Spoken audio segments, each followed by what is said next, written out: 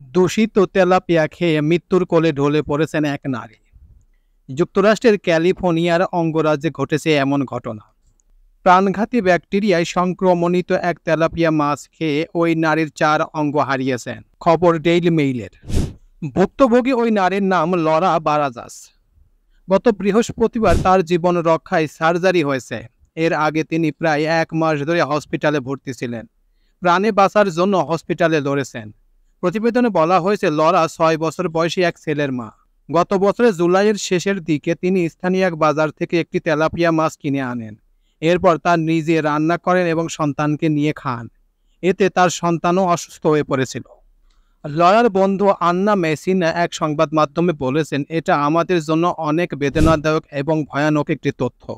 এটা আমাদের সঙ্গেও হতে পারত। তিনি প্রায়ই মরতে বসেছিলেন। মেসিনা আরও বলেছেন, তার আঙ্গুলো পা কালো হয়ে যায়, তার ঠোঁটের নিচের অংশ কালো হয়ে যায়, তার কিডনি ফেইল করে। তিনি জানান লরা ভিব্রিও ভলিকিনাস ব্যাকটেরিয়া সংক্রমিত হন। প্রাণঘাতী এই ব্যাকটেরিয়া কাঁচা সামুদ্রিক খাবার এবং সমুদ্রের পানিতে পাওয়া যায়। মার্কিন সংক্রামক রোগ বিশেষজ্ঞ নাতাশা স্পটিউস ক্রনকে বলেন, আপনি এই ব্যাকটেরিয়ার সঙ্গে সংক্রমিত কিছু খেলে বা আপনার শরীরে কাটা জায়গা বা ট্যাটু করার স্থানের সংস্পর্শে এলে সংক্রমিত হতে পারেন। তো এই ছিল মোটামুটি আমাদের আজকের প্রতিবেদন। উপরোক্ত প্রতিবেদন থেকে আমরা একটা জিনিসই বুঝলাম যে লরা তার কাছের বাজার থেকে এই তেলাপিয়া মাছ কেনেন এবং সেই তেলাপিয়া মাছ তিনি ফ্রাই করে নিজে খান এবং সন্তানকে খাওয়ান।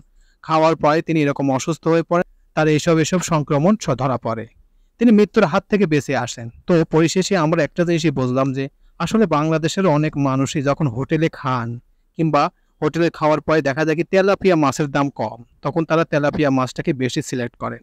কারণ তেলাপিয়া মাছ কিন্তু ঘেরে পালন করা হয়, সেখানে অনেক বাজে খাবার দেওয়া হয়, অনেক খারাপ খারাপ খাবার দেওয়া হয়, সেটা খেয়েই এই তেলাপিয়া মাছ কিন্তু বড় হয়। তাই আমি মনে করি বাংলাদেশের মানুষ যারা হোটেলে খাবার দাবার খান তারা এই তেলাপিয়া মাছটাকে এড়িয়ে চলবেন, কারণ তেলাপিয়া মাছে অনেক ধরনের সমস্যা থাকতে পারে। তাই এটা থেকে একটু দূরে থাকার চেষ্টা করবেন।